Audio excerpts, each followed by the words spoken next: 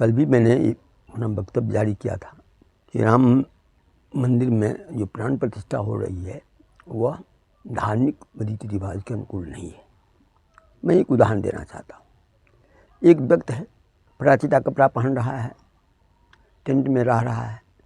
अब उसके लिए यदि विशाल भवन बन जाए और उस विशाल भवन में अब उसको जाने के लिए कहा जाए, क्या वही व्यक्ति जाएगा कि उस व्यक्ति को उठा कर फेंक दिया जाएगा, उसकी जगह में दूसरे उसके नाम से दूसरे व्यक्ति को रख देगा?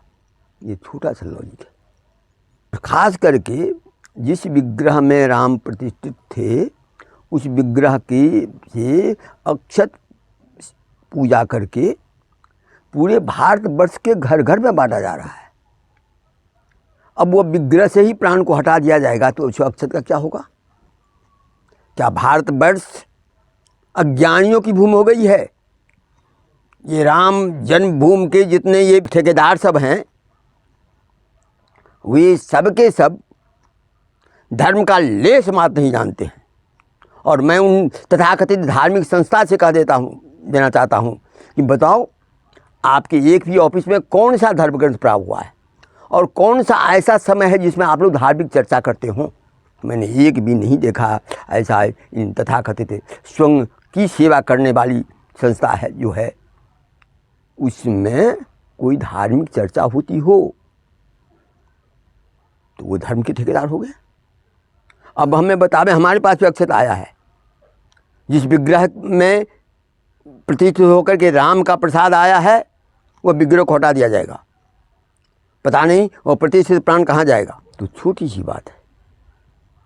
दूसरी बात, आज पेपर में आया है, ठीक है, मोदी जा रहे हैं, प्राण प्रतिष्ठा तो हमारे नियम से वह करने के ये नहीं है, वहाँ जिसको करना चाहिए था जो गलत ढंग से हो रहा है, ये पूजा करेंगे। इसके लिए निश्चित है किसी पूरा में व्रत किया जाता है और पेपर में आया 11 दिन का वो अनुष्ठान कर रहे हैं। आप जान लें, उसी में आया है पतंजलि योग सूत्र का यम नियम। तो यम में अहिंसा है पहला।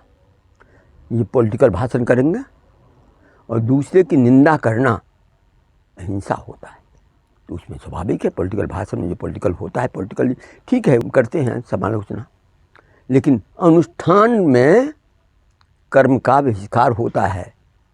अपने कर्म से छोड़ करके एकांगी रूप से अनुष्ठान होता है। ज़मीन पर सोना, दिन में एक ही बार भोजन करना, संयमित भाषा बोलना और प्रतिदिन एक एक अपने किए हुए पापों का प्रायश्चित करना। और खास करके उस समय में हम जो झूठ बोले हैं, हम नहीं कह सकते मोदी जी सत्यवादी ही है, इसमें ये तो उनको तमगा कभी लग ही नहीं सकता है। कोई आज तो किसी उनकी पार्टी वाले को भी ये कहते हुए नहीं सुना है कि मोदी जी सत्यवादी हैं।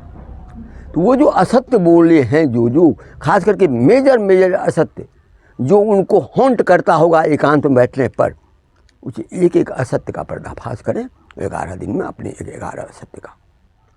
और अपने ऐसे किसी भी काम में जो उनके अपने अंतःकरण में झकझोरता होगा, जब शांत से बैठते होंगे तो उसका प्रायश्चित करें, तब वह इस पात्र हो सकते हैं कि उसे विशालकाय राम मंदिर में, जिसमें कि पूरे भारतवर्ष के कौन के पूरे विश्व के लोगों की आस्था का केंद्र है, उसमें यजमान के रूप में जा सकते हैं। यदि शास्त्र उनको अनुमति देता है तो मैं ये भी कह रहा हूँ, शास्त्र यदि उन्हें अनुमति देता है तो जा सकते हैं, शास्त्रीय विधान से जा सकते हैं। अन्यथा यहाँ भी एक अधर्म हो रहा है। प्रायश्चित के नाम पर भी, व्रत के नाम पर भी यह जो ढोंग रचा जा रहा है, यह भी अपने आप में गलत है। माचदन धर्म में है, धर्म का अक्षर से पालन करती है, और जहाँ आधार्मिक कृत्य होगा, आधार्मिक ये होगा, चाहे कोई भी रहे, माचदन उसका समीचीन समय पर जवाब देती ही। यह मैं इसलिए अभी चैनल चला रहा हूँ कि बहुत असत्य हो गया भारतवर्ष में, असत्य का साम्राज्य हो गया, अधर्म का साम्राज्य हो गया, पाखंडियों का साम्राज्य हो गया।